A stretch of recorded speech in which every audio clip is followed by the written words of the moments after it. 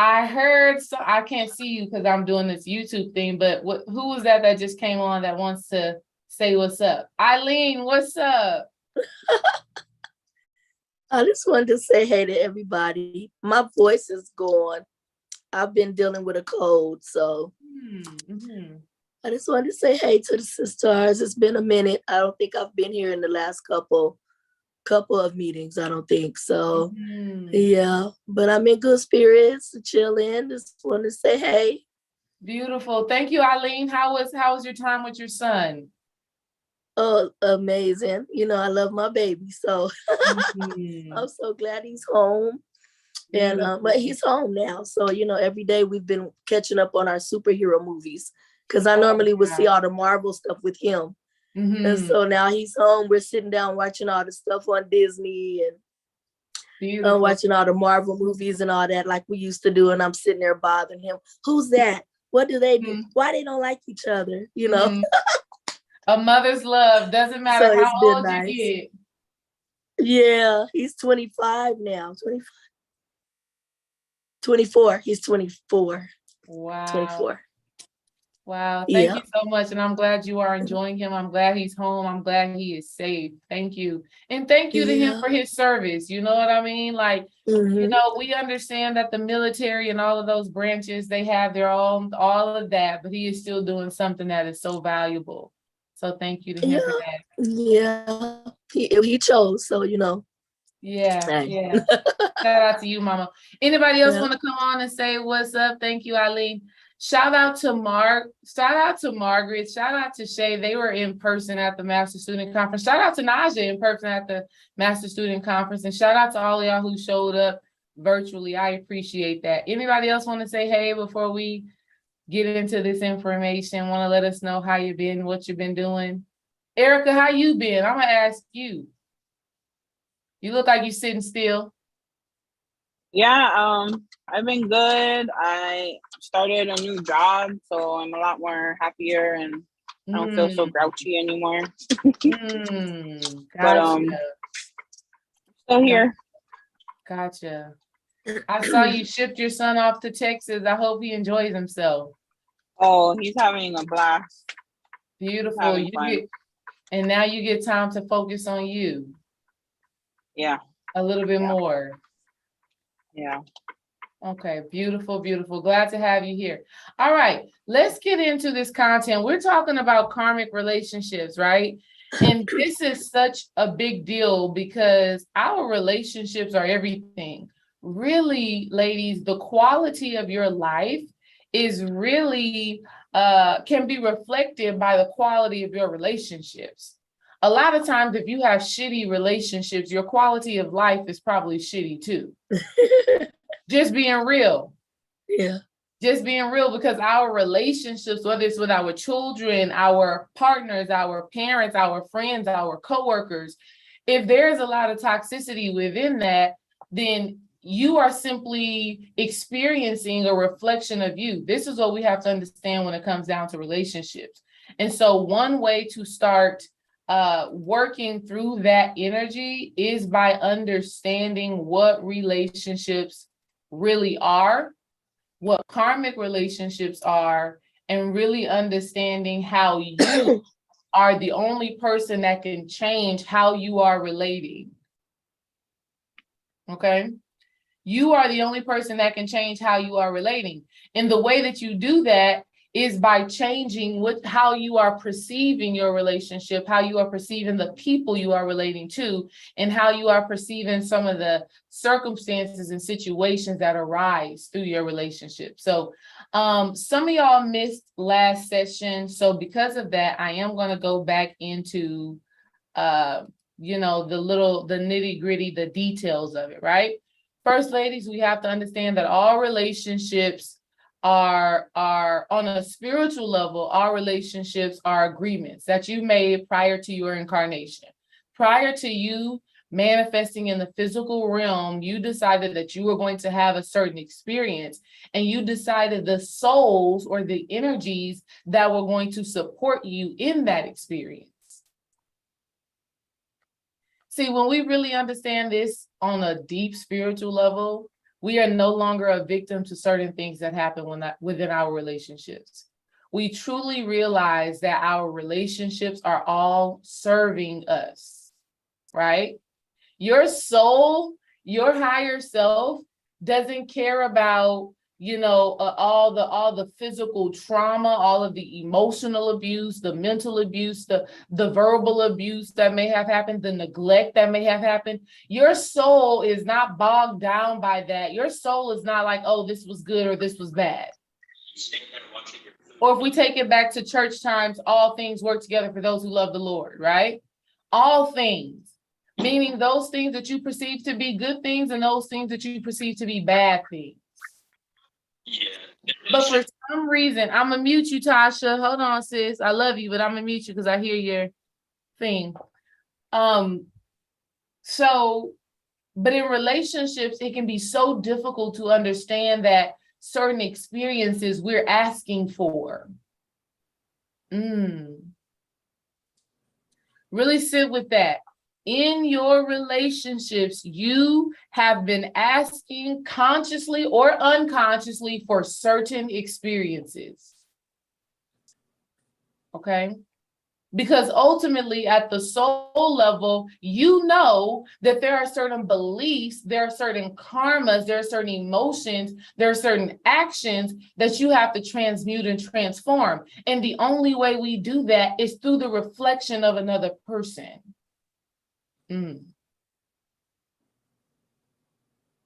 That's a good segue into me telling you all about this energy of karma. One thing that I want to be clear is that all relationships are karmic. Yes, you'll have your soulmate. Yes, you'll have a kindred spirit. Yes, you may have a twin flame, but in essence, they all are karmic because karma simply means cause and effect, right? Karma doesn't mean I do something bad, so I get something bad. It doesn't mean I do something good, so I get something good. It simply means cause and effect. And when we're talking about karma as from a holistic soul perspective, we're talking about my thoughts, my emotions, and my actions. What are they creating in my experience? What are my thoughts? What is the effect that my thoughts are having on my life? What is the effect that my emotions are having on my life? What is the effect that my actions are having on my life? Okay. What is the effect that this relationship is having on my life? Because I have this relationship, this is the effect. Because this happened in my relationship, this is the effect. And so that cause and effect happens across the board. But what we're going to be talking about today is those relationships that come with a lot of heavy emotion. Are those relationships that do have a lot of trauma present, those relationships that are triggering. That's what we're going to be dealing with today, okay?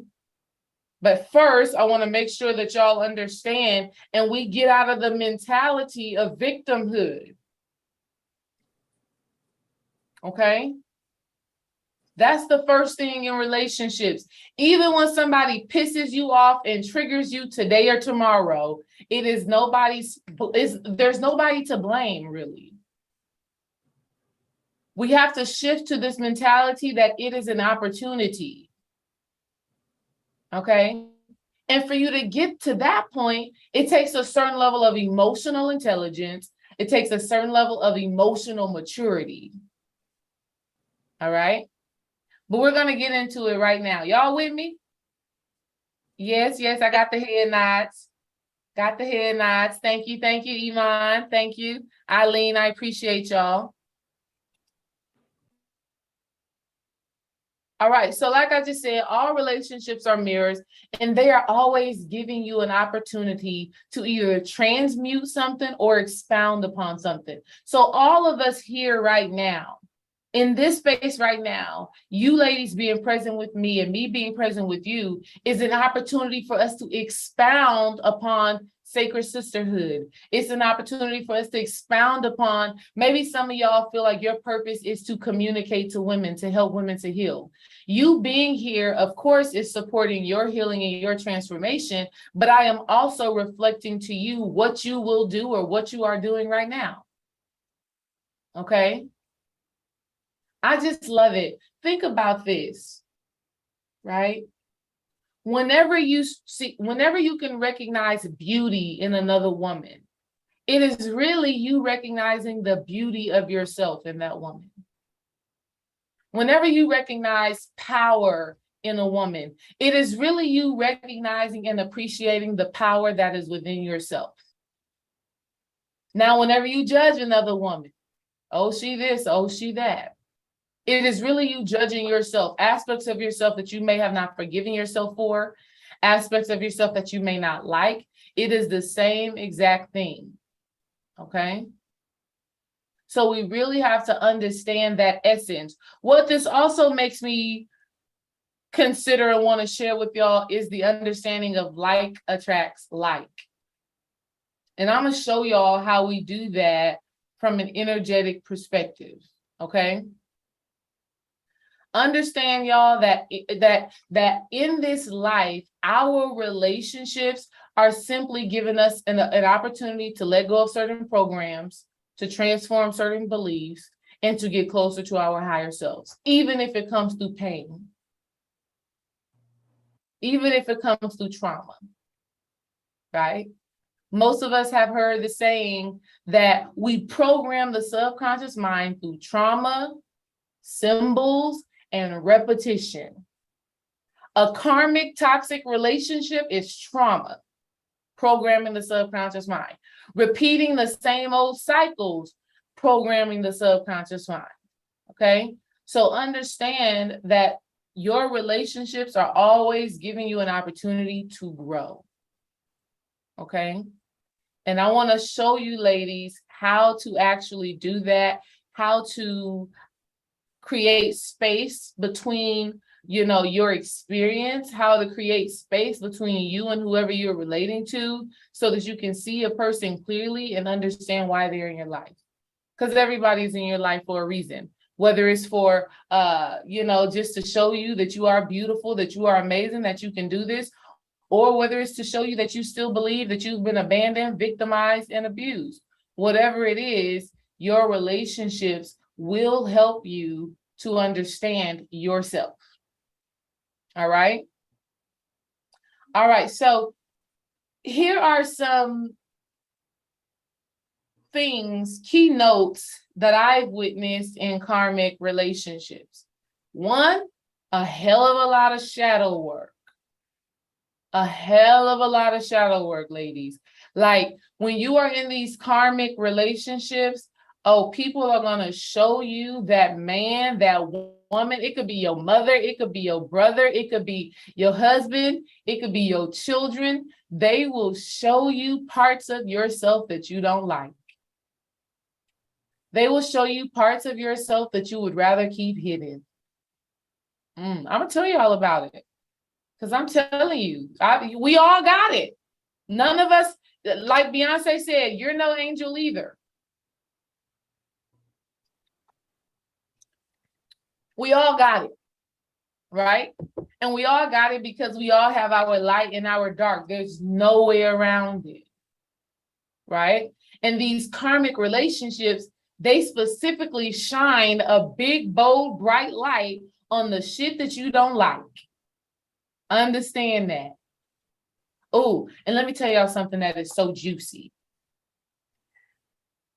When your shadow self gets made out in your relationships, this is when that anger, this is when that nastiness, this is when you be like, damn, who is this? I cannot believe how I am acting. And you get to that point because the shadow self really does not want to be seen. Understand what I'm saying?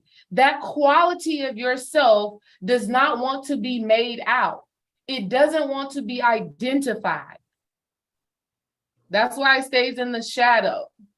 Does that make sense? And so when somebody identifies that, oh, this is when you get pissed the hell off. And you don't even have no control over it. Is that making sense? Okay. It's like if a person, and this is probably a bad example, but it's just the first thing that comes to my mind, right? It's like if a person is a thief, right? They like to steal. That's their thing. If someone finds out or calls them out on their stealing and on their thievery, what do people do? We've all seen it before. We've all seen it before where somebody gets called out on something that is obvious as day, and instead of them being able to accept that, they blow up. We've all seen it before. And what that is that shadow self really being highlighted. It's that shadow self being like, oh no, you see me? But in your spiritual relationships and in your karmic relationships, the point we want to get to is that when we feel that anger, that triggering, that like, oh shit, like is what they're saying really true about me? When we get to that point, as a spiritual woman, as a sacred sister, you are supposed to lean into that. You're not supposed to run away from that. You're not supposed to deny that. You're supposed to recognize what it is that you're feeling, what it is that you're seeing, okay? And ask yourself more questions about that. Could this be true? If it is true, how did I develop this quality of this character trait that I've been hiding from myself because I don't like it? Okay? This is how we start to heal in our karmic relationships. This is how we start to become a better woman. This is how we stop repeating old cycles, by actually looking at those aspects of ourselves that are unpleasant, that are not pretty, that are not in alignment with how we want to be seen to the world. Okay? I was reading Tabitha Brown's book today and yesterday, and her book has me crying. It's so good. I'm just on the 5th chapter, and literally I have tears coming down my eyes as I read the book. And it's because there's something in her that I feel like is within me. Like I really like the way that she shows up, the way that she lives, like I just fully resonate with that. It's just like it brings tears to my eyes. But as I was reading it, she put something in the book. She says, you have to clean up instead of straightening up. This was some deep shit, right? Sis is deep. She said, you have to clean up instead of straightening up. Can I tell y'all what she meant by that? Okay, I'm gonna tell y'all. Straightening up is when you move things around. You may move things around in your life. You may fix something for a moment just for it to look good on the surface. Y'all know somebody call you, hey, I'm about to pull up to your house. You just start moving stuff around. Let me put something in the cabinet. Let me just close the closet. Let me just da-da-da-da-da. You straighten up. And if a person was nosy enough, if a person was detailed enough to look under the cabinet, to open the closet up, to look under everything, they will see that things are not cleaned up. You just straightened up. And it was so deep because she said, that's what we do in our lives. That is what we do within our character, within our state of being. We straighten up. Let me look better. Let me act better for this moment because I got people around me. Let me look better. Let me look like I got it together because I am in a group, or because I am at work, or because I'm around my mom, or I'm around this man that I like. Okay? But what we really need to do is clean up, meaning really deal with the shit. Really deal with your heartbreak, with your trauma. Really deal with it. Get rid of some shit that is no longer serving you. Because if you do not, you're going to get into these relationships, or some of y'all may be in them now, or some of them may be ending now, But you get in these relationships, and when they shine that light on that shadow self, that is what they're doing. They're picking up the plate and they're realizing there's dirt under there. They're opening up the closet and realizing that you got shit everywhere.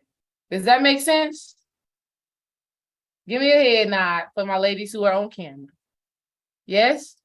And then my ladies who are not on camera, let me know something in the chat. Let me know you with me. Let me know that you hear me. Okay?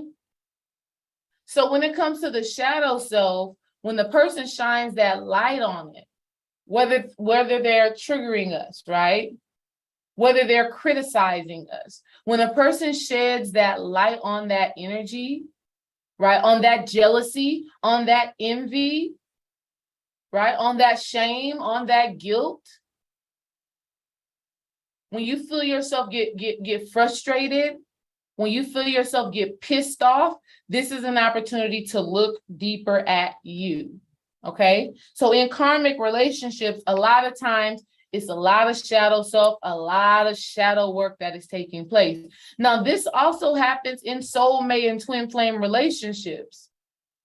But the difference between the basic karmic relationship and say the soulmate relationship is that in the soulmate relationship, the person that you are relating to gives you the space to actually do that healing without judgment. Okay? That's the difference. When you're in these karmic relationships, it's like you better figure it out on your own, right? It's like it gets too heavy, it gets too toxic, you got to just go your separate ways. Okay? It gets verbally abusive, physically abusive, mentally abusive, emotionally abusive. And you got to go your separate ways. Okay? Now, when you don't do the work, when you don't do the transformation, when you don't change your way of thinking, your emotions, your actions, this is when it becomes repetitive. This is why you will have a relationship with a whole nother person and you feeling like, damn, I swear I done already been there, done that. Why am I having the same experience again? Why am I having the same experience again? Okay.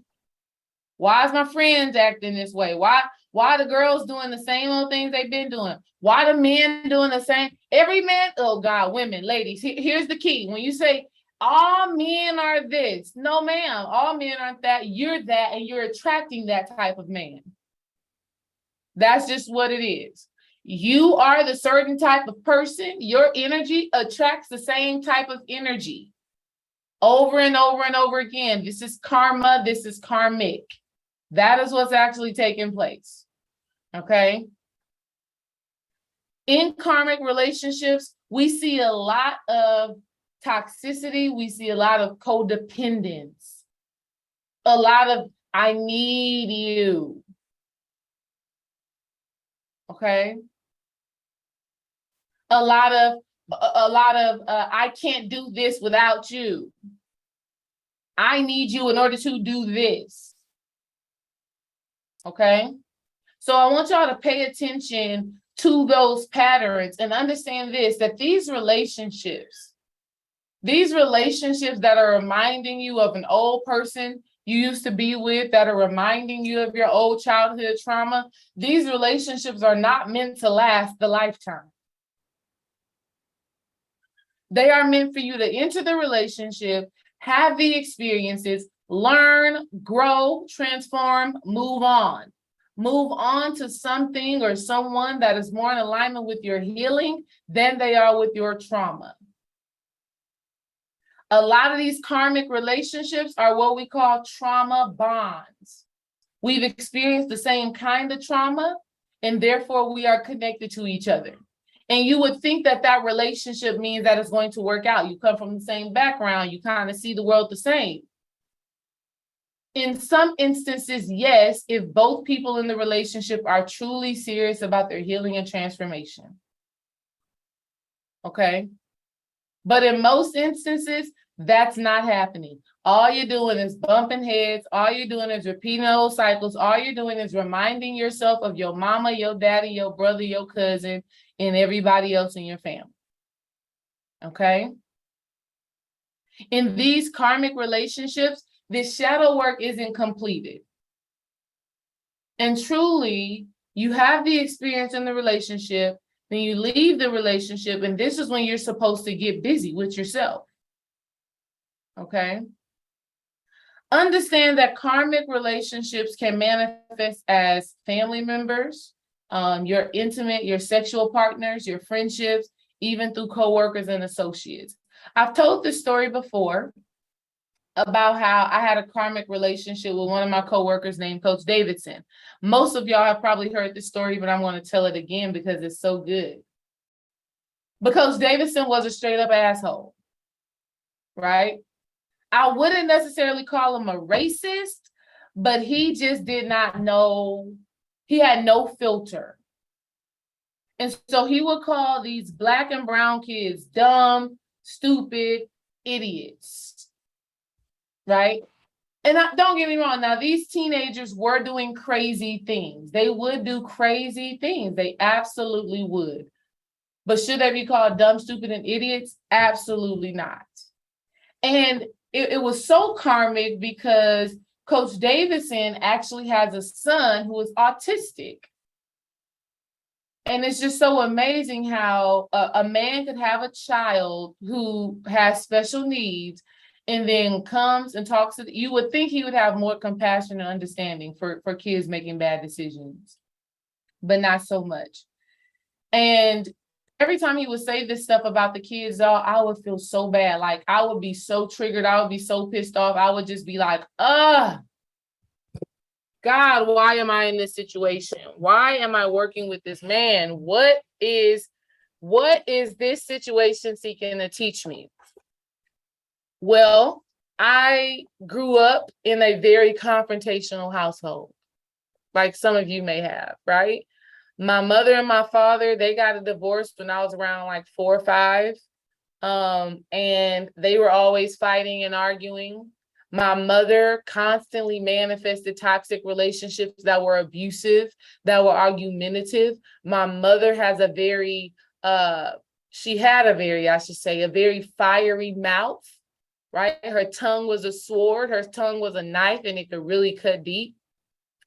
And this made me to become a woman, a child, a girl, teenager, woman who did not like confrontation, right? Like somebody, I had these two extremes. Either I was going to be completely passive or my head is blown off and I have there was no balance, right? It was either passive or going all the way off. Now, of course, in a school setting at a job, I can't go all the way off. So my natural default was passive, which was don't say anything, talk to the kids on the low, let the kids know, tell their parents, maybe even record him talking and go tell it to show the principal, blah, blah, blah, blah, blah. I took the passive route. And there was this Black man at my school named Sergeant White, handsome, well put together, just intelligent older man, probably in his 50s or something, 60s maybe. And I was talking to him about it, and he was just like, this is your battle, right? This is your lesson to learn. And I was just like, damn, I guess you're right. Because it was so challenging for me to stand up to this white man, I knew that it was a lesson for me.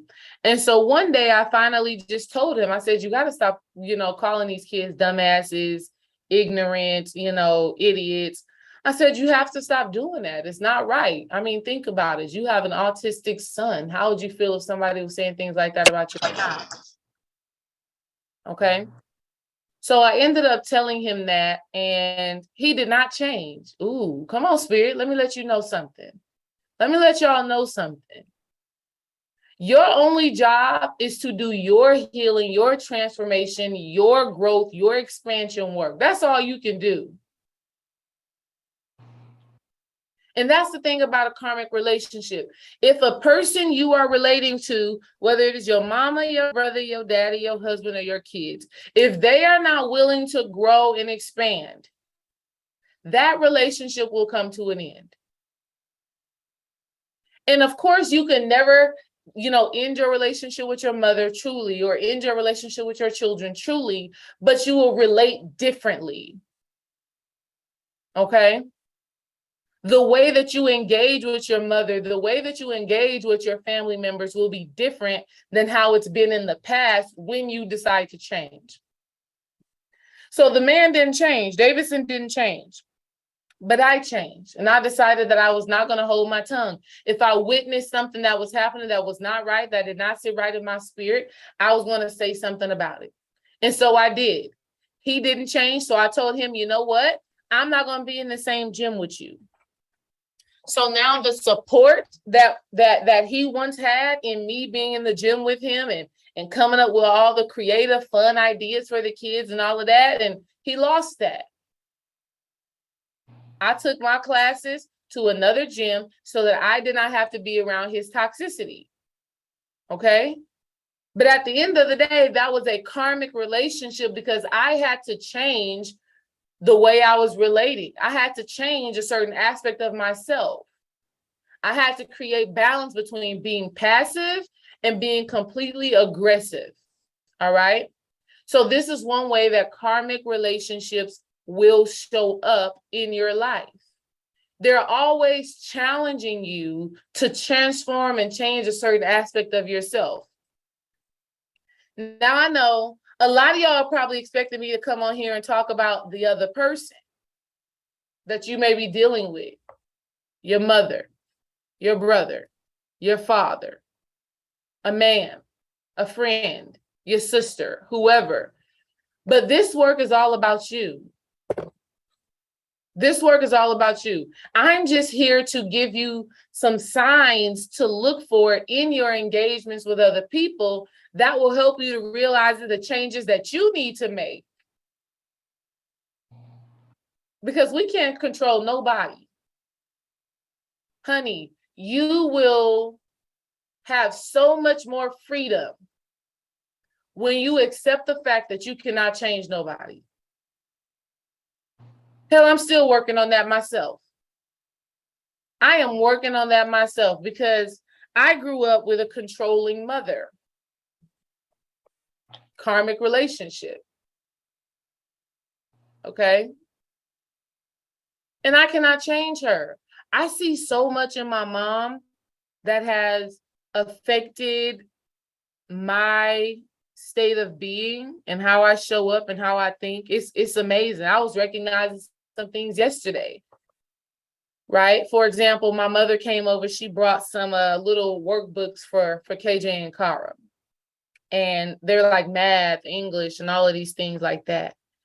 And she brought the books over and she expected me to open them right then and there. I'm like, Mom, I do not have to open these books. They little math workbooks, they little, reading workbooks. I don't got to open it and go through every single book. I know that it's fine. But then I realized and I recognized, it just hit me, that my mom seeks and searches for external validation. She wants to know that she did something good. She wants to know that she did something well. She wants to know that she is taking care of her kids, taking care of her grandkids. So I opened them because she wasn't gonna leave the house without me opening them. But I realized that energy. And I realized that I too can be like that sometimes. Right? I too can be like that. If I get something for somebody or whatever the situation may be, I want to know and I want to hear that it is well, that it is good, that you like it. Okay. But again, that shows me that my mom's and I relationship is karmic because she's showing me things. Our relationship has had an effect on me. Her behaviors, as my mother, has had an effect on me. And some of those effects are not in alignment with the way that I want to live my life, which is one, I shouldn't need, or I don't need anybody to tell me, good job. Yes, that's good. I like that. Okay. Because at the end of the day, the work that I do is God work, it's purpose work, it's heart work. And with that understanding and with that deep knowing, I don't have to wait for anybody to give me a hand clap to keep moving forward. But I observed that in my mom yesterday. Okay. So let's talk about some of these karmic traits that show up. And then I am going to stop the share on the screen and I want to have a conversation with y'all about it. All right. So some things that you need to understand. Karmic relationships bring out the worst in people. Okay. They can also bring out the best in people as well. So let me not acknowledge that. The toxic character traits that are highlighted and shined upon in toxic relationships. So your jealousy, your envy, or whoever you are with, their jealousy, their envy, their insecurity, those things are really highlighted. There's a light that is shined upon those qualities in karmic relationships, right? This is when you get to see your own shadow in the reflection of another person. When you are looking at another person and they're doing something that you are unhappy with, for example, just told y'all, I was looking at my mom like, why are you making me open these books? And we already know what they were. I knew right then in that moment that she was showing me an aspect of myself that I was still working on. Okay. These toxic traits, ladies, that are really highlighted in these karmic relationships, they are just a signpost of unhealed trauma. That's all it is. See, my mom receives value based off of what she can do for others. Okay. My mom is a twin. She has a twin brother. Her older brother has been addicted to crack cocaine since he was probably 18 and 19 years old. They grew up in the crack cocaine epidemic. Her younger sister, suffers from bipolar disorder. Okay.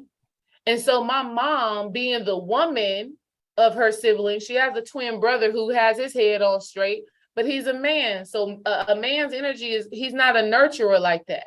So my mother, from a very young age, has carried the weight of her siblings. And so all she knows is, how can I serve? How can I do? What can I do for you? What can I do for you? She does not know self-care. She has not known self-care. And so doing things for other people and receiving that validation and receiving that praise, that is what makes her feel good. And so yesterday, even though it was just some kindergarten and first grade books, that was a literal example of that unhealed trauma, of her not being able to be a young lady, of her not being able to be a woman and simply care for herself and love on herself. That was trauma that she endured, having to care for everybody else. Okay. Some things that I want y'all to look for: if you're always fighting, you don't have peace, you're keeping secrets, you're hiding the truth, there's a lack of compromise. If you cannot compromise, you're probably in something karmic. Okay. If the relationship is one-sided, if you're feeling like you're carrying all the weight, you feeling like you're doing everything. Okay. The relationship is probably karmic. Now, let me add a side note into that. You may not be carrying all the weight. You may have had a certain level of trauma to where you've had to do everything by yourself and for yourself. And so even when somebody shows up and they give to you and they love to you and they nurture you and they support you, you cannot see it nor accept it because your mind is totally blocked off to receiving from people. I know women like that. One of y'all may be like that. You're afraid to ask for help. You don't ask for help because literally you've been programmed to think that you have to do everything by yourself. And so even when you have a partner, even when you have a friend, even when you have a sister who is willing to be there for you, you cannot see it. That is a trauma response. Okay?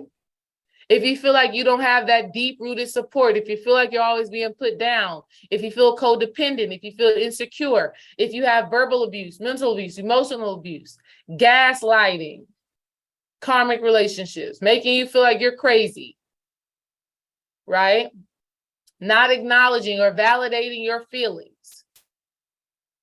I want you ladies to know that you are always free to feel how you feel. There is no right or wrong to your feelings. Nobody can say you wrong for feeling like that.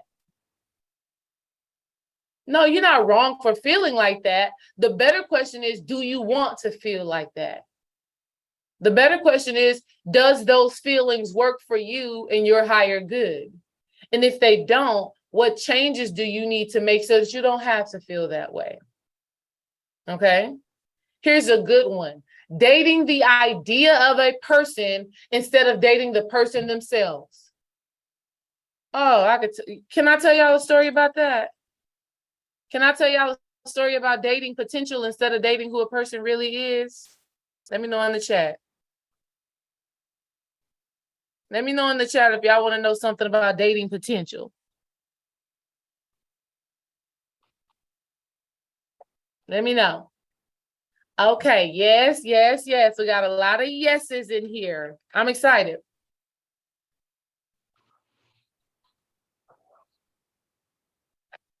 First of all, let me tell you, ladies, when you do that, you're being delusional. Straight up and down, delusional. Okay? My sister-in-law. Y'all, some of y'all have heard stories about her. You know, some of y'all have heard stories about her.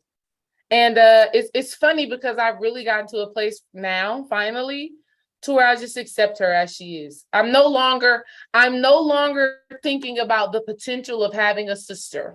That's why I got y'all. Sacred Sister Circle. Shout out to y'all. Right? But she literally started dating my brother. They married now, but hey, you're married now, you better figure it out. She literally started dating him for potential. The illusion of him and not who he truly was, not who he truly is. And so, how do we know this? When my brother first met his wife, he was a substitute teacher at her school. This woman, my brother is very handsome, okay, very handsome, very in shape, basketball player. He's hilarious. He is literally hilarious. He will make anybody laugh. He's a substitute teacher at her school. She knows nothing about him. She just knows that he looked good. He clearly can get a job because he's substitute teaching. And really, that's about it, right? He was the talk of the town at that school. The first week of him being at that school, she starts bringing him lunch. This lady wasn't playing. One powerful lesson that I do learn from her is you better go after what you want. You better go after what you want. Sis started bringing my brother lunches to school, homemade food to school. At this point, you know, he eating the school lunch, he eating lunch from her, he grateful, they just friends. My brother, they're just friends. Now listen to this, they're just friends. He goes to somewhere in Europe. He went somewhere in Europe to play basketball. This lady literally is reaching out to me, reaching out to my mother, reaching out to the family. She want to be down. She wants to be in. She just wants him. She wants a man. Right? Now I get it. At the time, she was 32, single, you know, working a job, no kids. She like her biological clock was ticking, right? So she does everything that she can do to make the family love her, to make the family feel like, oh, Chris, she is the one. This girl is great. But the issue with that was she didn't know who he really was. And the truth of the matter, we didn't know who she really was. Okay? My brother comes home from overseas. He left in November. He came home in March. Right when he came home, she was like, who is this? She had already invested so much time, so much energy into him, into his family, without truly knowing who he was. Okay? And now when he comes home and he wants to be at his sister's house, he want to kick it with his mother, he want to go play basketball, he want to do all of this, she's mad.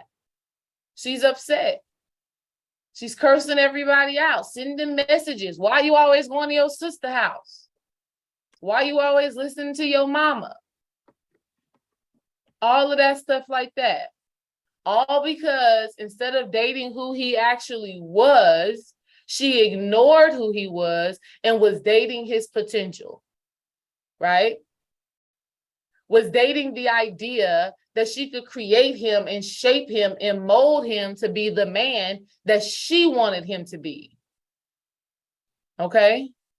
I want to tell you, ladies, do not do this to yourself, because you will end up disappointed every single time. Why? Because even if a man, a woman, or anybody changes to be in a relationship with you, if they get to a point where they don't recognize themselves, now we have resentment. And just last year, I've told some of y'all this story. I think Iman or somebody, I told some of y'all this story about Kimmy's baby shower, where I told my sister-in-law she couldn't come. And she couldn't come because my brother had already built up so much resentment. Okay? He's feeling trapped. He's feeling this and all of this stuff like that. And y'all can't bring y'all's drama to this sacred space. So ladies, never date the potential of a person. View them for who they are. Do not ignore certain signs, certain symbols, certain character traits and qualities that you see within them. Do not ignore it with this belief that you can transform somebody, with this belief that you can change somebody, with this belief that you can save somebody. Okay? Because at the end of the day, you're going to be disappointed because you're not really receiving what it is that you want. You're being delusional. Does that make sense? My sister-in-law is something else these days. Literally, my dad told us yesterday, y'all. This is so psycho. My dad told us yesterday. My dad had called me, and right after he called me, my brother called me. So we merged in on one call. And my dad tells me and my brother that my sister-in-law has a tracking thing on his phone. Yes. Yes. My dad called yesterday, y'all. He said, well, first he was calling me to say, KJ and Cara, they're so amazing. Kimmy's so cute. He was saying all of that. And then when my brother called and I merged them in, my dad said, hey, brother, I just want to go ahead and tell you that, your wife got a tracking device on you. And my brother was like, well, how you know that? My daddy was just at their house yesterday before he came to our house because we live kind of close by. And my dad was like, I went to the bathroom and she had left her phone in the bathroom. And I saw a notification pop up on the phone saying that you were 2 minutes away from the house. My brother said, oh, man, what? Dating potential and not who a person really is. Delusional. Okay? And you already know, first of all, if you got to put a tracking device, I understand, sharing your location for safety purposes.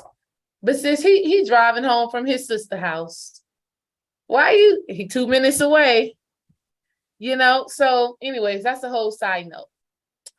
Based off of what we've been discussing so far, who wants to talk? Iman, you already unmuted. You must want to tell me about a karmic relationship or something that you have going on that is challenging you to grow and to expand. So I'm realizing, and I've been kind of realizing it probably just last week. My youngest daughter is 16 years old. So she's at that stage where she's doing a little sneaky shit and just irritate the fuck out of me. I'm just being honest. Wow. So the other day I was sitting with myself and I said, okay, I really had to go deep within myself of recognizing myself at that age. Mm-hmm. And at that age of 16, I was irritating the fuck out of my mom. And what she did was send me from LA to Charlotte, North Carolina to live with my dad. My senior high school, she just sent me away. So I recognized how my daughter was reflecting back to me this area that I had become numb to. And just sitting with myself at that point of irritation, I'm like, I can see why my mom like so much. I can see why she would be like, nah, Iman tripping. I got to deal with it. So just kind of understanding how, and I wanted to kind of pose this question, of the possibility of relationships going from a space of just being karmic to something else. Like, is there a space of, transition?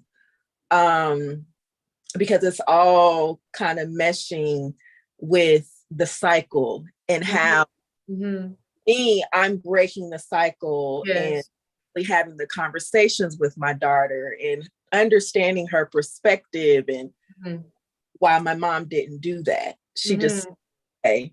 So yeah, and it was funny. I thought about that before our, group session today. Like, I thought about that, knowing the topic of karmic relationships. Like, I'm like, okay, let me sit with myself and reflect on what are some areas where I've had situations recently in karmic relationships. So that's kind of what came to me. I think that's a beautiful thing. And that is so timely. And that is so it. That mother-daughter relationship is one that is so complex, because our daughters literally do become us, and either they become us or they become like the exact opposite of us. And right now, I'm gonna tell you, Cara is on par with me. And I'd be looking at her and she's 4 years old, and I'd be like, why are you doing this right now? Like, please. So I definitely 100% feel that, yes, your relationship can transform from karmic. I don't want us to even, have the mentality that karmic means something is wrong or bad, but it can be healing too, because we are talking about cause and effect.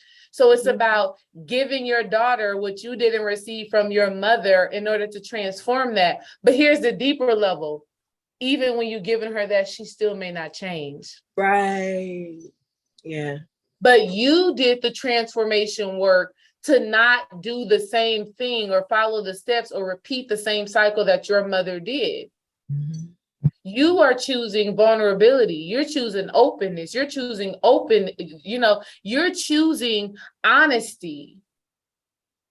And you are choosing space and understanding that at the end of the day, she has to live her own life. And so once you do what you do, you make peace with it and understand that whatever the results are, those are her own choices. Yeah. Y'all remember how I think what was it back in the day, y'all? At the age of 12, then all the kids start collecting their own sins. Is that how it used to go? Do y'all remember that, or am I the only one that grew up with that understanding? I can see that. Like, supposedly, peace, Lena. We'll see you, sis. Comment in the 13. See, Eileen said 13. Yeah. Once you hit a certain age, this is deep. A lot of times, as mothers and as parents, it is our projection that creates and cultivates what our kids do and don't do. I was reading a book that said when kids get very sick or ill at a young age, it's not the kids' karma that's creating that, it's the fears of the parents that project that onto the kids, and then the kids manifest that.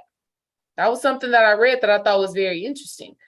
But at that age, at some point, it shifts to where now their actions and the consequences are their own. But as parents, it's so challenging to release, that desire for them to grow up and go in the way that they should go, in the way that we think they should go. And so Thank you, Iman, for being the leader of this, and you and Eileen, because y'all gonna teach me, because I'm already, I got little ones and they be having me, real anxious sometimes. So I would say you absolutely can transform it, but you transform it by simply transforming yourself. You do what you know that you needed at that time. You give yourself what you need, and your daughter still has her free will to do what she's going to do. And at some point in time, I truly believe that your children will always come back. They may not come back exactly how you thought or wanted, but they come to a certain level of understanding to where you could appreciate and accept who they're becoming. Facts. That's what I feel. I think that's powerful. Thank you so much for sharing that. Our daughters, our children in general, definitely give us an opportunity to transmute some karma. For me specifically, Kara is like me, and it is, I see, it allows me to have more grace and more understanding with my mother, because my mother could not stand when I cried, and she will still tell the whole world today that I am super sensitive. At this point, I've just accepted it and embraced it. But when I look at Kara yesterday, she kept asking for a snack. I said, Kara, go and get the snack. But she's a princess at the same time, right? I tell her, go and get the snack, but she doesn't want to get up and go get the snack herself. She's asking KJ, can you go get my snack? KJ, can you go get my snack? He don't want to go and get the snack. And so all of this time passes by and her not getting the snack. Daddy comes and says, come on, let's go to bed. She starts crying. Girl, I wanted to be like, you literally you are crying right now because you didn't want to get up and go get your own snack. You wanted somebody else to do it for you. And now that it's time to go to bed, you crying? Honey, she must have had me boiling. I just had to breathe. Then Daddy lets her get a snack before she goes to bed. She has to get it herself. Now she has trash. She's upstairs. She's like, I need to throw my paper in the trash. I tell her, go throw it away in the office trash can. We got an office upstairs. The light is turned off, and, she says it's scary. I can hear her crying at the top of the stairs.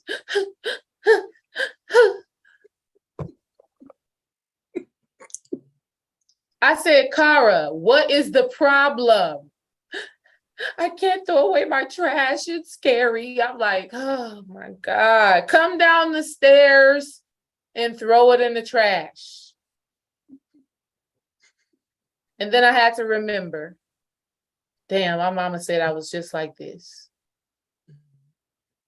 And now I'm teaching her that crying does not have to be the result, right? Crying does not have to be the default when something is not going your way, when you need help with something. Crying does not have to be on automation. I'm not telling you not to cry. I am telling you that there is another option, like taking a deep breath, communicating. She has a lot of words. The girl is very smart, very intuitive. And so when she came downstairs and she threw it in the trash, I pulled her to the side and I gave her a hug and I said, Kara, I understand it was probably scary upstairs, but I want you to know you're strong, you're smart, you have a big brother that's right there that wants to support you, that wants to help you, and you don't have to always cry in these situations. You can take a deep breath, breathe, and let's figure this thing out.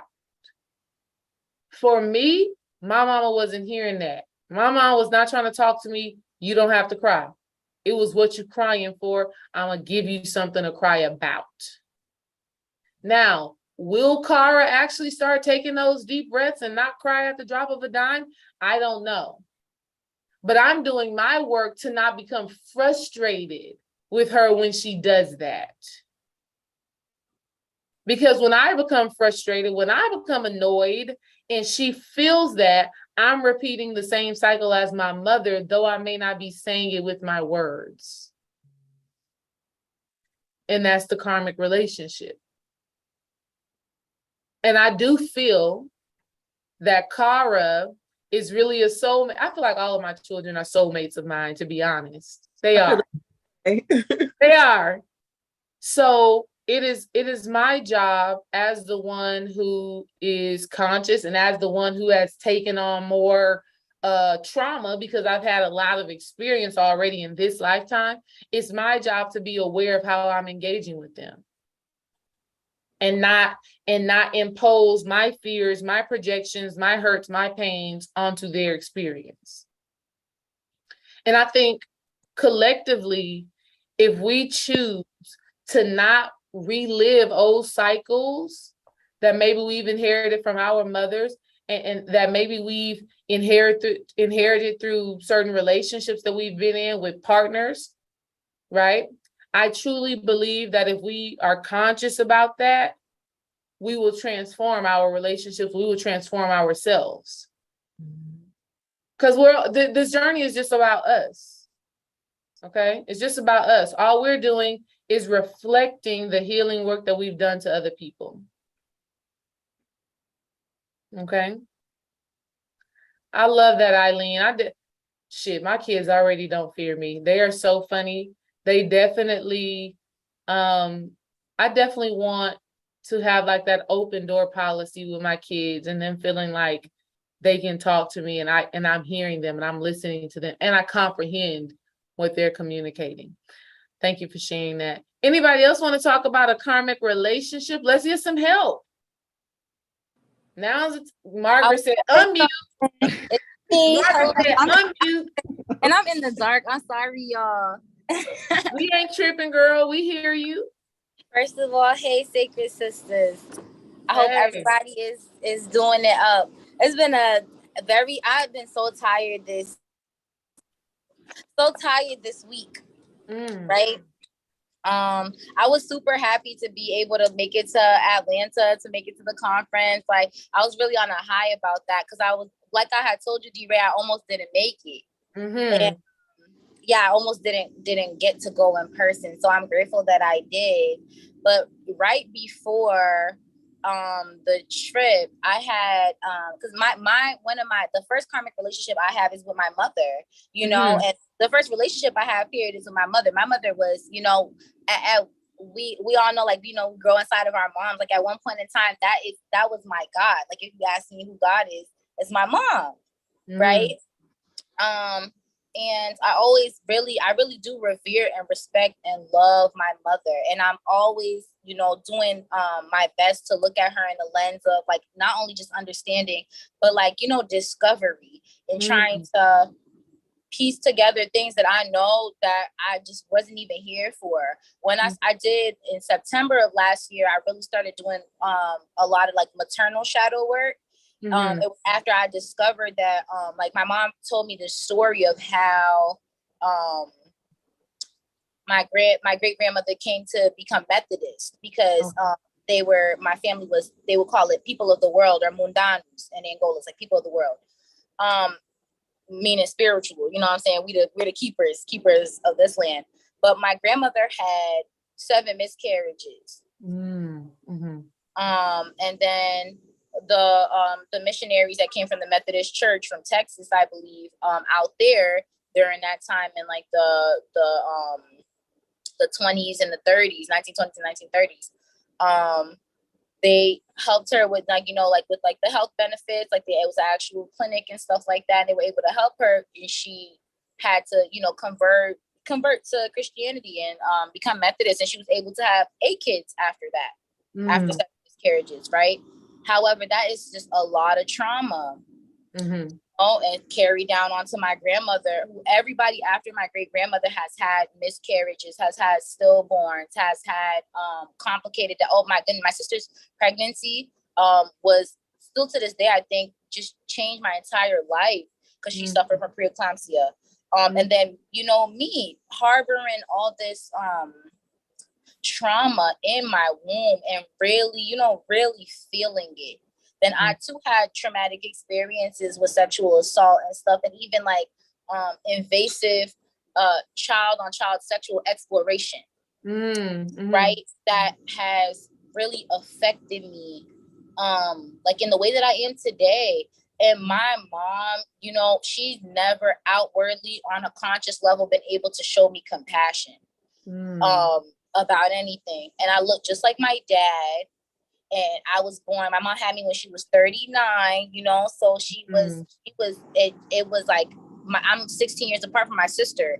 So, you know, after they had me, they weren't even together really when they had me, my parents. And then they really split like continents apart.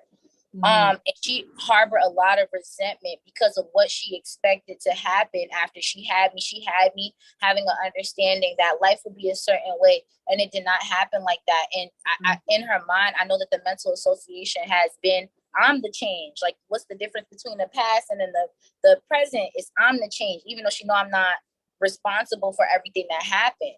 But she still, you know, she still loved me. She's still my mom. But we got into an argument before oh my gosh, Sasha said that. Hi Tasha, be well, get rest. Yes. But we had an argument because I really finally just like called her out on some stuff that I was like, you are responsible for these things. And the way she was really, like you said, you know, when you call a thief out on their actions, you got the proof, you know, everything that they done. She just made a big scandal. She threw her arms up and was like, I don't have to deal with this. And you're trying to say this and you're trying to say that. And I really had to be like, girl, please sit down on my bed in my room. I was like, can you just sit down? Can you sit down? Can we talk it through? And I had to really stretch myself and extend that compassion to her, for her to understand why I had to vouch for myself. And I'm like, haven't people ever made you feel like this? Like, didn't you ever feel like, wish that you had a chance? Yes, Sister Eileen. You know, and I love it. No, and I was really calling her out on something that I was sure about. You know, it's not like I'm saying like I don't, and I knew how to make her see what I was talking about.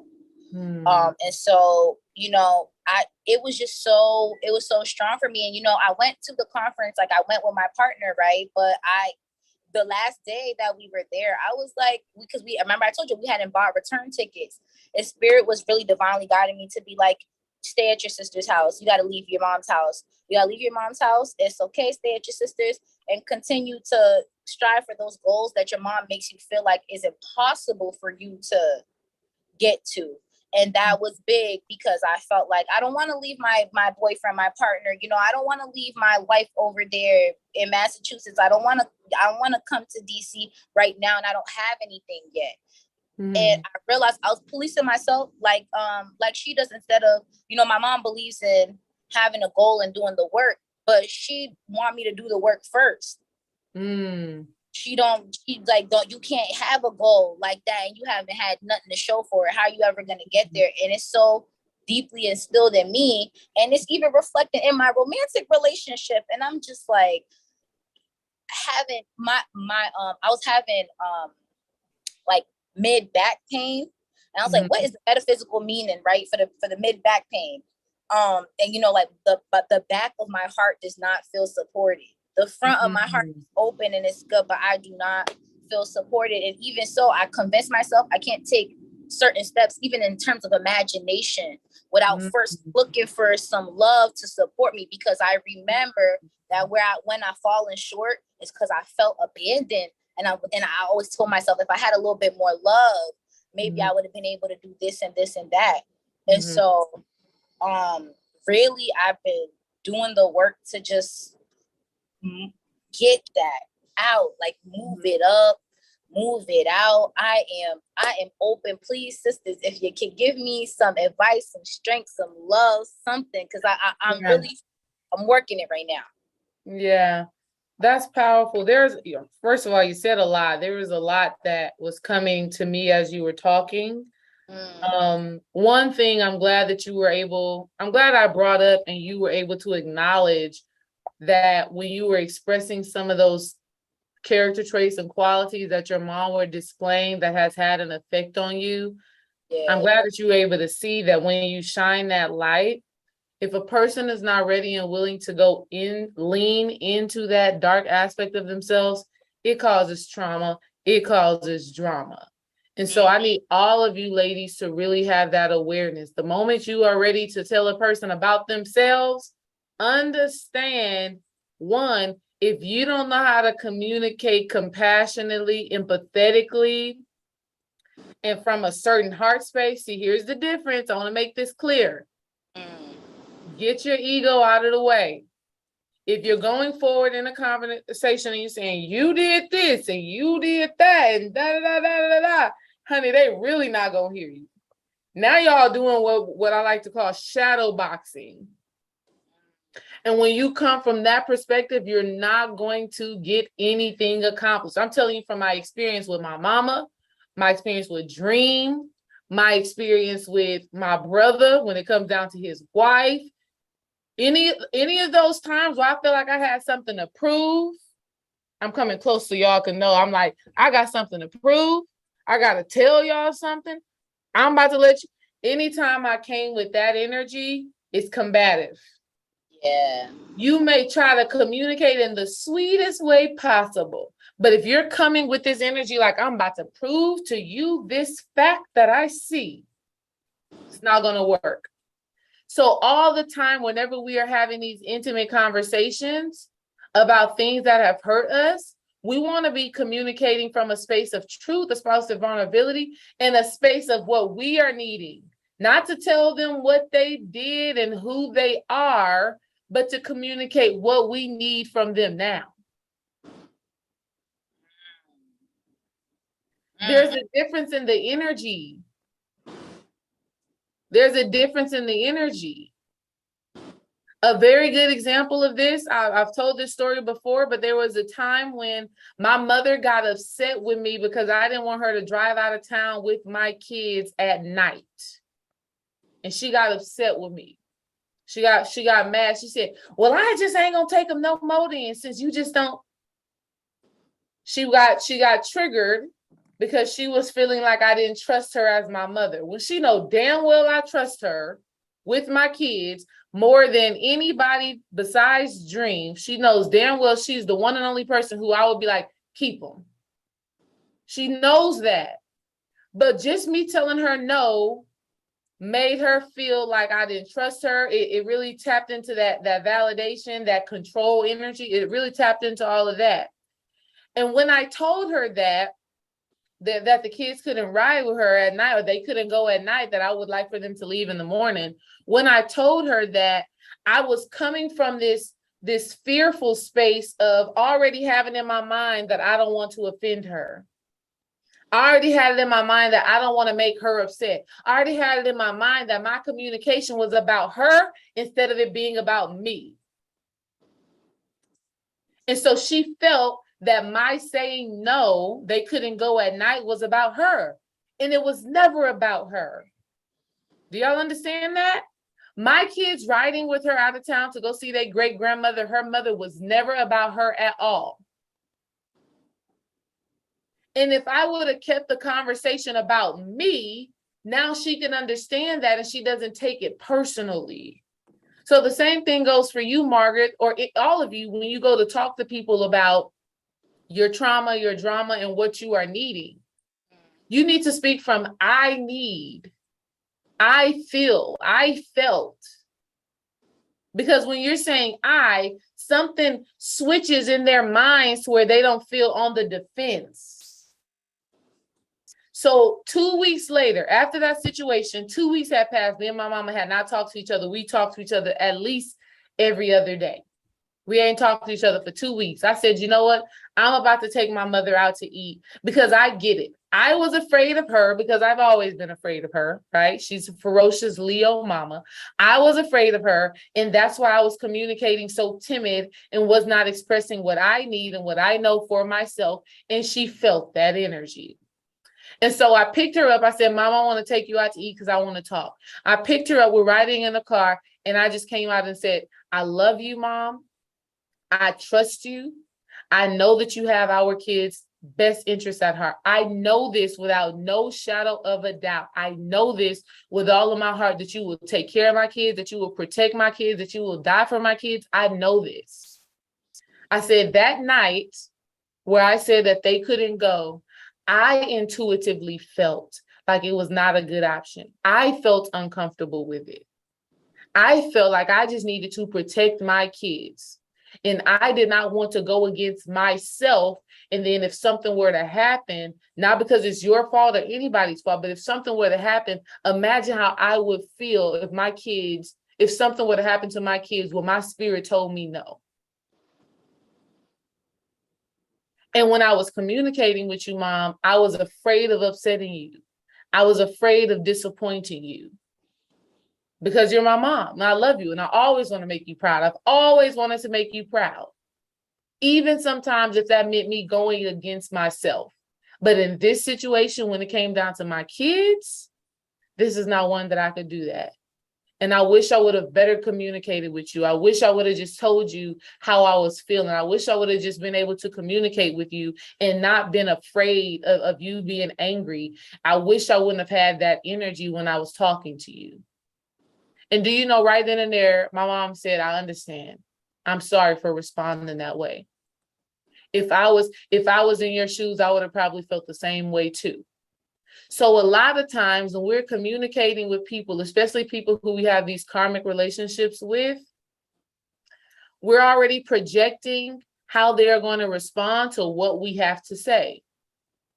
And when we're already projecting, we are going to, whatever we project or whatever we perceive or whatever we assume, we will get that experience. So a lot of times, whenever we're having these deep, intimate conversations, it's so important to speak from the perspective of I. What I really needed from you was understanding. What I really needed from you was compassion. What I feel like I really could have used as a kid was empathy. And just, I needed to know that even if I made a mistake, that you would still love me and have my back. And I know that consciously, but I kind of needed to just feel it. See, there's a different energy when we communicate in that way.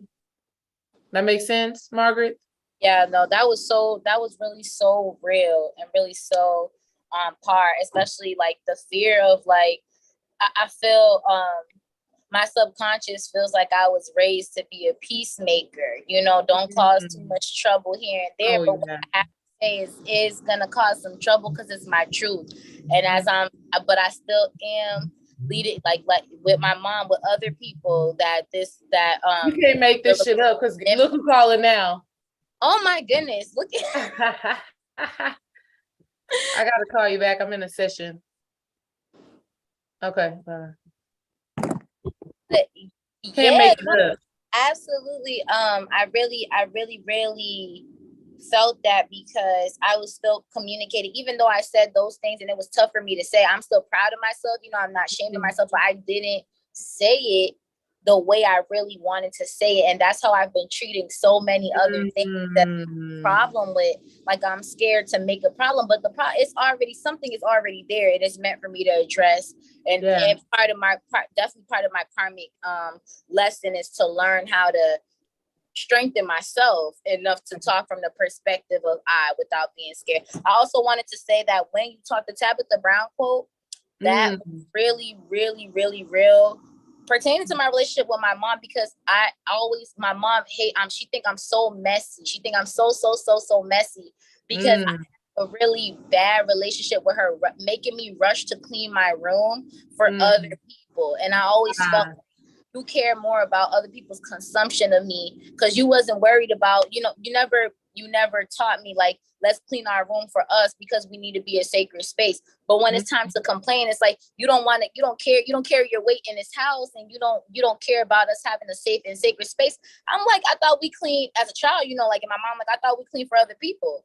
I thought just please you, and you make me clean to please the people that come over. But she didn't realize that she skipped over, explaining that. So it's something that I just really, really worked through. Like, we could not make this up. When you said that, I was like, whoa. Well, so and in my life too, I feel like sometimes I'm tidying it up for other people's consumptions because I want to take the time. My mom will always be like, you clean too slow. You take too much time. You don't know how to clean. And so maybe I have carried that into working through this trauma, scared to really take the steps I have to clean it because it might take too long. You know, I might have to, which makes it even longer. goodness gracious. To realize. I feel like Kara, you know, because it's like I want I want help to do it, and all this time is passing by, and now it's time to go to bed, and I'm crying because it didn't get done. Yeah. You know. Yeah. And she has energy, by the way. Meeting her, me and KJ, me and Kimmy, was so nice. She is really, she has so much of I feel like I was looking at two of you. Cara. Mm-hmm. She's amazing. Yeah. She's beautiful. She really is. Thank you so much for sharing. I would say to get that heart chakra work in.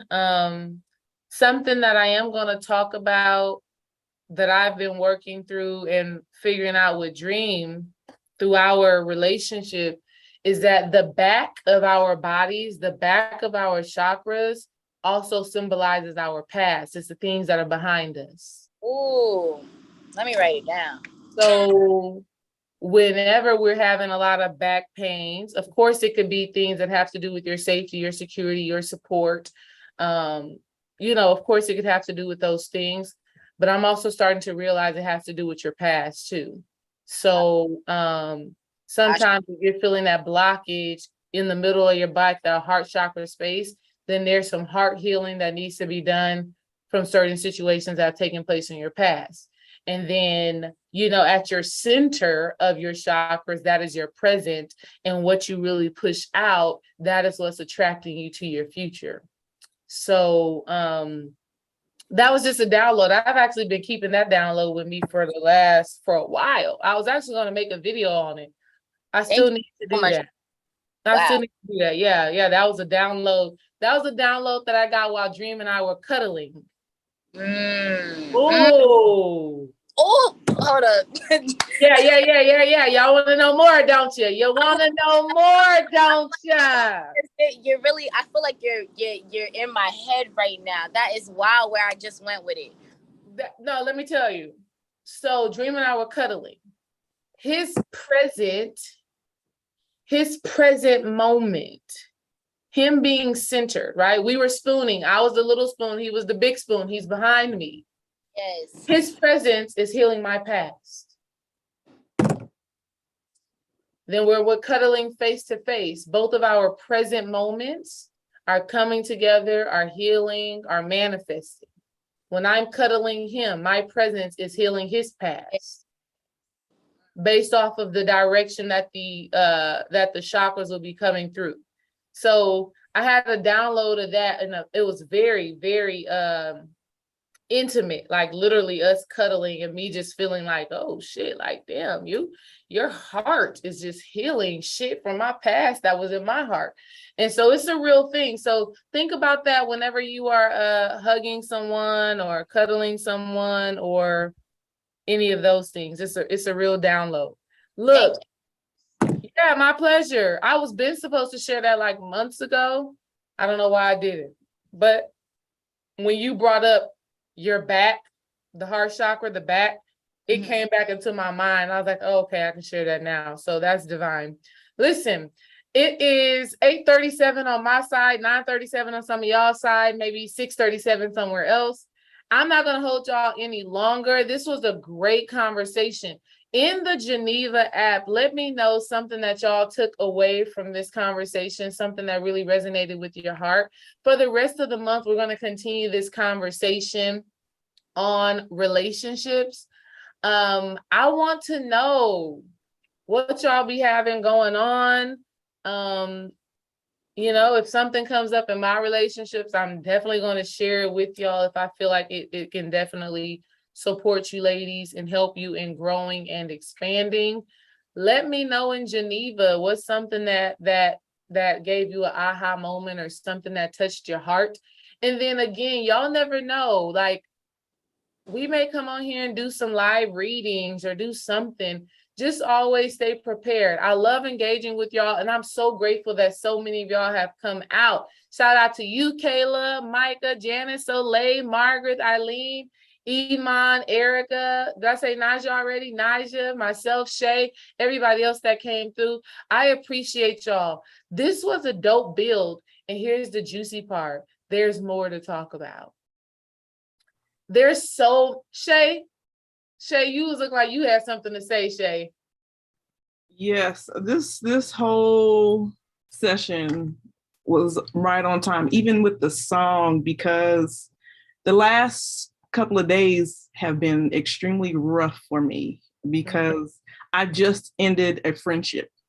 And it was very difficult. I don't know if we want to go into it now. I mean, if we have time, I mean, I got a couple minutes for you, Shay. Okay. Just letting go of this relationship. And I've been talking to you about it too, D-Ray. He called me and he finally told me the truth. We did have an intimate relationship, but we severed that and we stopped talking for a whole year, and then we ran back into each other. And then it was just we agreed we're just going to be just a friendship. That's it. And so he came out to me was it Sunday that he has a 6-month-old daughter. And before he even told me that, I had a dream about it, and I told him, and he was just like, wow. He was like, well, how did you dream about that? Or where did you get the information? So he was like questioning me. And I was like, this is, what spirit showed me. He showed me the girl and her and the baby and him with them. So, and I told him about it, and months went on, and I think the pressure finally really hit him, for him to tell me. He told me Sunday that he does have a 6-month-old daughter. And that really broke my heart, because I started to trust him again as a friend only, that, he could come to me and tell me anything. And for him keeping that secret and making me feel like, okay, I was second guessing spirit, because spirit showed me in a dream what's going on with this person. And I was in denial about it. And so I felt extremely I disappointed.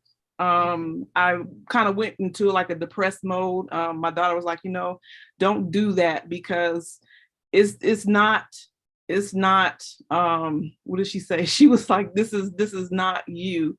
You need to let it go. And so when you played that song, it made me think of what my daughter said, just to let it go, because whatever we had in that relationship, I got out, and now it's time to fully let it go.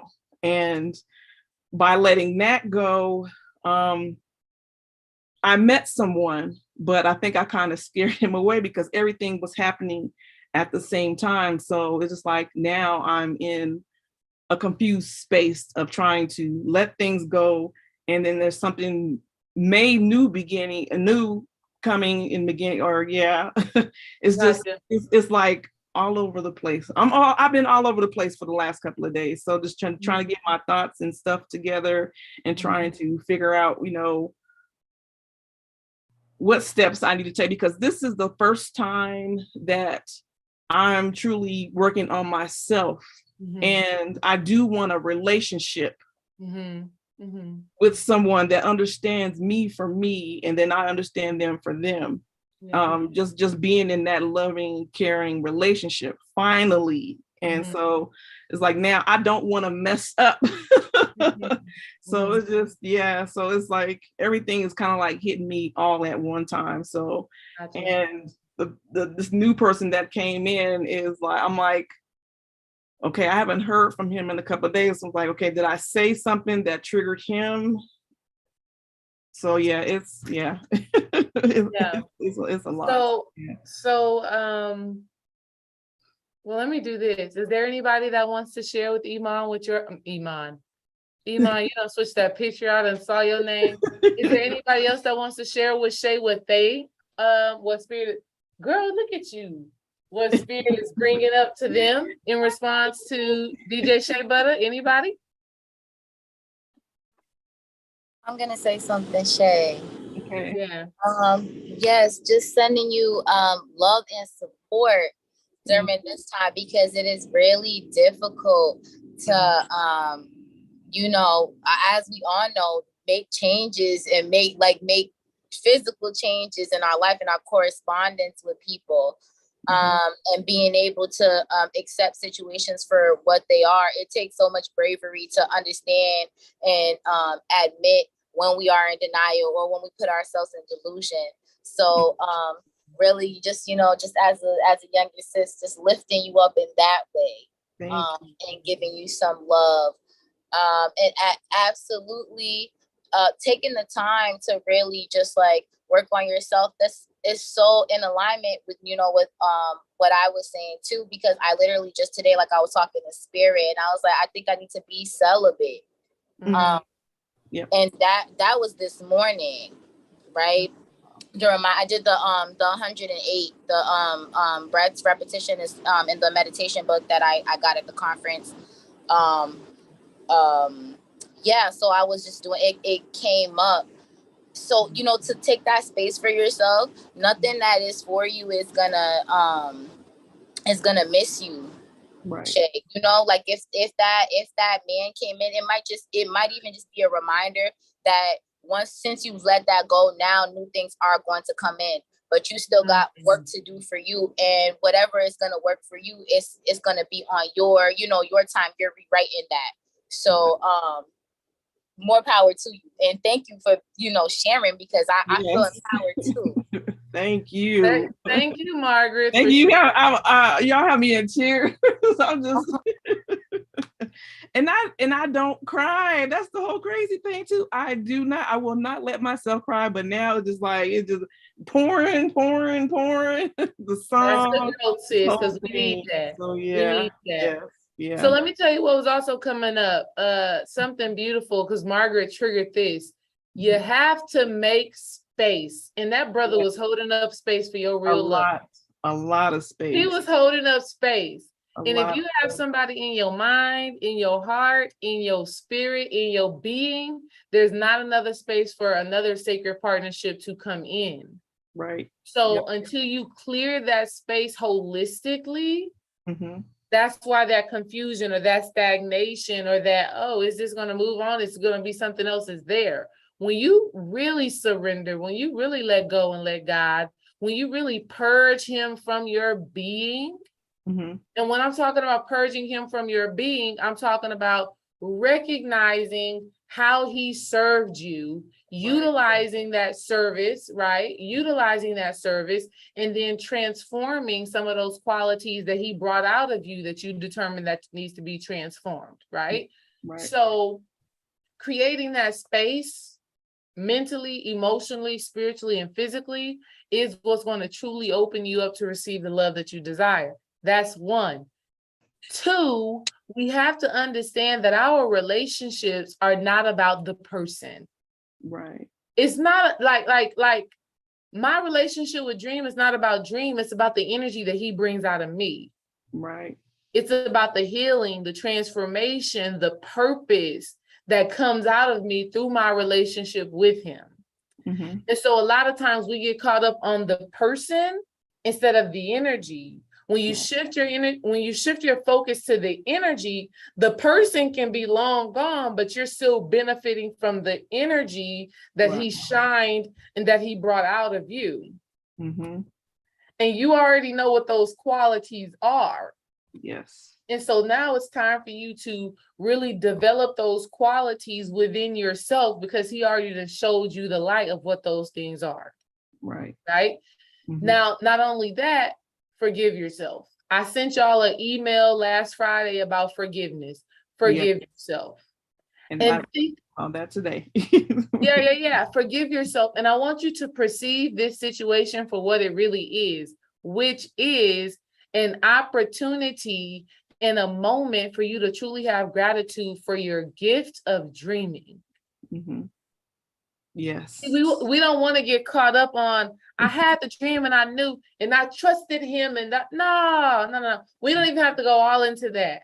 I had the dream and I knew, and what I knew in my dream was true, and he validated that. Right. He validated. We don't have to think about, oh, I knew it and that made me second guess myself and da da da da da, because now you're focusing on a part that you don't like. Right. And what you focus on grows. What you focus on expands. So what we want to focus on is, damn, I got the gift of seeing in my dreams. Mm-hmm. And when I see something in my dreams, I know it's real. Mm-hmm. I know it's real. And so this situation, yes, feel that grief. Mm-hmm. Feel that grief, that it's really a time of purging and releasing. Absolutely feel that. We don't want to fight that. But at the same time, I want you to focus on the benefit and the power, which is now you get to truly create space for a good, healthy partnership, companionship, and relationship. You get to really create space because you haven't created space. Right. You haven't created space this whole time. Mm-hmm. Okay. So now you get to actually do that, not out of anger, not out of frustration. This is just what it is. Mm-hmm. It's just what it is. Now you get that real deep acceptance. Yes. Now you get to focus on, wow, let me develop this gift of dreaming and seeing more. Mm-hmm. Now you get to go into your dream space with a question and get answers and take action based off of those answers. So you see how that's a different feeling? Yes. Totally different feeling. Yes. And that's the magical mindset. Mm-hmm. That's the magical mindset, and that's what you focus on. Okay. You keep putting your energy, you keep putting your focus, you keep putting your intentions on that. Wow, I finally created space in my heart, in my womb, in my mind, in my being to receive good love. Wow, I really see and understand my gifts now. Ooh, I'm a bad woman. Mm-hmm. Yes. Okay. And again, this is not me telling you don't feel the grief. You can feel the grief, and everybody grieves differently. Mm-hmm. Everybody grieves differently. So definitely, have your moments with that. But I want you to focus on giving more attention, more love, more energy into those qualities that he has brought out of you that have made you the more spiritual, the more divine, sacred woman that you are, and focusing more on the fact that your gifts are online and they're operating, focusing more on the space that you've now created. Peace, Iman. Enjoy your evening. Vulnerability is key, sis. Vulnerability is key. Yes. Thank you. Thank you. Yes. I love that smile. Shout out to Naja coming through her first Sacred Sister Circle live. Woo! Shout out to my good sis. I'm proud of you. Thank you so much. I hope Naja, did you enjoy? I did. I really did. Good. Soleil, what's up, sis? I usually hear your voice at least once. Oh yeah, I know. Yeah, I just started a new job endeavor, and so I'm kind of exhausted today. Gotcha. Well, I hope that some ease, some grace, and flow comes into that new job endeavor. Shout out to you for having a new job endeavor. And I hope it gets lighter. I hope you get your rest. Shout out to you, Janet. I hope you are getting more clarity on things in your life and you're finding more peace, more understanding, and you're focusing on the benefits of where you are. Micah and Kayla, haven't seen y'all in a minute. I'm sure you are well and handling your business. Understand, ladies, that if y'all need support, this is Erica too. If y'all need support, please don't be going at everything alone. A lot of times you're doing things by yourself because you feel like you don't have support. A lot of times you're doing things by yourself because you feel like you cannot receive what it is that you need from other people. And so pay attention to that default setting of dealing with things by yourself and not asking for support. Pay attention to that. You're not meant to do this on your own. Yes, you came into the world by yourself and you will leave by yourself. This is absolutely true. But there are other human beings on this planet for a reason. All right. All righty. Let me know in Geneva what was one of y'all's takeaways, something that you enjoyed about this conversation. I really want to hear from Micah. I really want to hear from Kayla. I really want to hear from Erica. Really want to hear from Naja as well. I will see y'all in the app. Peace. Y'all have a good night. Good night. Good night. Get you